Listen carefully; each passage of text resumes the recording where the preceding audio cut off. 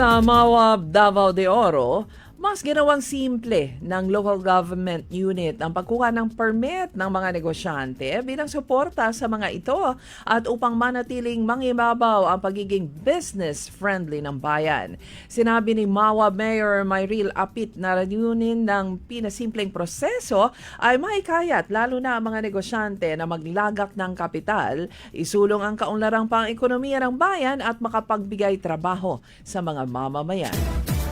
Sa nabunturan Davao de Oro, pinailaw na ng provincial government ang kanilang giant Christmas tree. Ito'y kasabay ng pagpapailaw sa buong paligid ng provincial capital grounds. Ayon kay Davao de Oro Governor Raul Mabanglo, ang malaking Christmas tree ay simbolo ng kaligayahan at kasaganaan, lalo na sa mga kabataan ng lalawigan.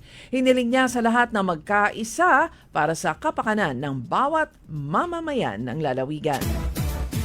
Sa Sulu, na-recover ng PNP Maritime Group ang 1.2 million pesos na halaga ng kontrabando at pagkakaaresto ng 2 katao. Ang mga nadakip ay nagtangkang magpasok sa bansa ng smuggled cigarettes mula Indonesia at Malaysia. Tiniyak naman ng PNP na patuloy nilang hahadlangan ang anumang shipment ng kontrabando papasok sa lungsod o sa Zamboanga City.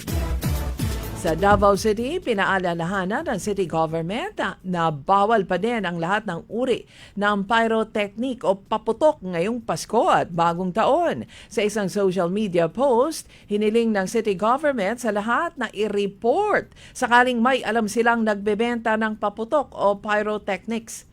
Kulong at multa ang naghihintay para sa mga lalabag.